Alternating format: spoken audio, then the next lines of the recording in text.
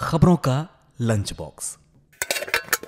नमस्कार, आदाब, सत श्री अकाल। रेडियो 99 पर आपका बहुत बहुत स्वागत है। मैं हूं आपके साथ अभिषेक गुप्ता और आप सुन रहे हैं खबरों का लंच बॉक्स। सस्ता होने के बाद मुख्य शहरों में क्या है पेट्रोल डीजल का रेट? कितने कर्मचारियों को नौकरी से निकालेगी पेटीएम? इस साल कितना हो सकता है सैलरी इंक्रीमेंट? बताएंगे आपको। और इसके अलावा भी होंगी बिजनेस और पर्सनल फाइनेंस से जुड़ी कई और बड़ी खबरें। तो चलिए फटाफट खोलते हैं खबरों का लंच बॉक्स।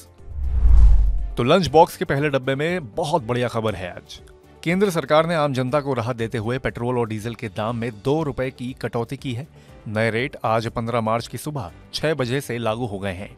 कुछ मुख्य शहरों की बात करें तो दिल्ली में पेट्रोल 94 रुपए 72 पैसे और डीजल 87 रुपए 62 पैसे प्रति लीटर हो गया है। मुंबई में पेट्रोल 104 रुपए 21 पैसे और डीजल 92 रुपए 15 पैसे प्रति लीटर हो गया है।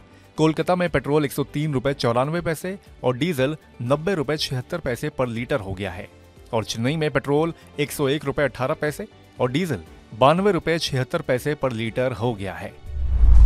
अब खोलते हैं लंच बॉक्स का अगला डब्बा। सरकार ने सड़क हादसे में घायल लोगों को कैशलेस इलाज देने का पायलट प्रोजेक्ट शुरू कर दिया है। Ministry of road and transport and highways की ओर से इस पायलट प्रोजेक्ट की शुरुआत चंडीगढ़ से की गई है। सरकार के इस पायलट प्रोजेक्ट के तहत सड़क हादसों में घायल लोगों को 1.5 लाख रुपए तक का कैशलेस इलाज दिया जाएगा। एक्सीडेंट से 7 दिनों तक इलाज की व्यवस्था रहेगी। सरकार इस पायलट प्रोजेक्ट के तहत किसी भी तरह के वाहन से हुए एक्सीडेंट को कवर करेगी। वहीं अस्पतालों द्वारा क्लेम की गई रकम मोटर व्हीकल एक्सीडेंट फंड के जरिए खर्च की जाएगी। रोड एक्सीडेंट के मामलों में सही समय पर इलाज न मिलने की वजह से तमाम लोगों को अपनी जान गंवानी पड़ती है। इसी को देखते हुए सरकार ने पायलट प्रोजेक्ट शुरू किया है।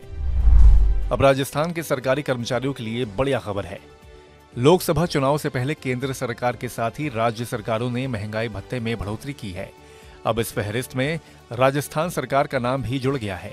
सरकारी कर्मचारियों और पेंशन भोगियों के लिए डीए में 4% की बढ़ोतरी की गई है। ताजा बढ़ोतरी के बाद महंगाई भत्ता अब बढ़कर 50% हो गया है। इससे पहले कर्नाटक, उत्तर प्रदेश, उत्तराखंड, गुजरात सरकार 4% डीए बढ़ाने का ऐलान कर चुकी है। अब देखते हैं कि लंच बॉक्स के अगले डब्बे में क्या है।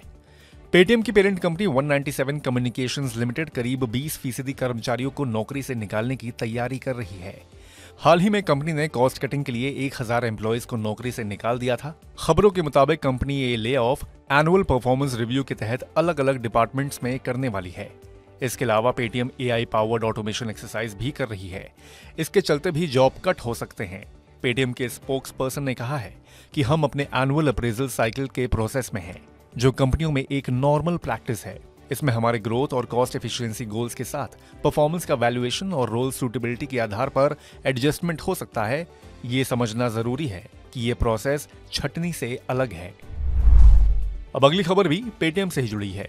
आरबीआई की ओर से की गई कार्रवाई के बाद 16 मार्च से पेटीएम पेमेंट्स बैंक से जुड़ी सभी सेवाएं प्रभावित होंगी, जबकि पेमेंट की कई सर्विसेज पहले की तरह मिलती रहेंगी। जैसे कि पेटीएम से यूपीआई भुगतान की सेवाएं जारी रहेंगी। ऐसे में पेटीएम का इस्तेमाल करते हुए आप पहले की तरह मोबाइल रिचार्ज करवा सकेंगे, अपने बिल का भुगतान कर सकेंगे।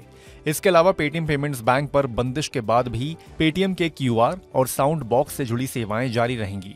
अंतर केवल इतना होगा कि पेटीएम और उसके ग्राहक इसके लिए पेटीएम पेमेंट बैंक के वॉलेट का इस्तेमाल नहीं कर सकेंगे। उन्हें अपने खातों को किसी दूसरे बैंक में ट्रांसफर करना होगा। पर ग्राहक पेटीएम पेमेंट्स बैंक की ओर से जारी फास्टैग और एनसीएमसी कार्ड का इस्तेमाल नहीं कर सकेंगे। पेटीएम पेमेंट्स बैंक के वॉलेट से किसी भी तरह का भुगतान संभव नहीं होगा। अब लंच बॉक्स में अगली खबर जॉब से जुड़ी है। इस साल यानी कि साल 2024 में एवरेज सैलरी इंक्रीमेंट 9% रहने का अनुमान है, जो बीते साल के 9.2% से कम है। मैनेजमेंट कंसल्टिंग फर्म डेलॉयट के एक सर्वे में ये बात सामने आई है। हालांकि ओवरऑल एवरेज इंक्रीमेंट पिछले साल की तुलना में कम है, लेकिन प्री कोविड लेवल्स की तुलना में बेहतर इंक्रीमेंट की आशंका है। रिपोर्ट के अनुसार आईटी और बीपीओ केपीओ को छोड़कर सभी सेक्टर्स में सैलरी इंक्रीमेंट की उम्मीद है। डेलॉयट इंडिया टैलेंट आउटलुक 2024 सर्वे में यह भी पता चलता है कि देश में हर 3 में से एक ऑर्गेनाइजेशन इस साल डबल डिजिट इंक्रीमेंट्स देने की प्लानिंग कर रही है। इसी के साथ हम लोग आ गए हैं लंच बॉक्स के आखिरी डब्बे में।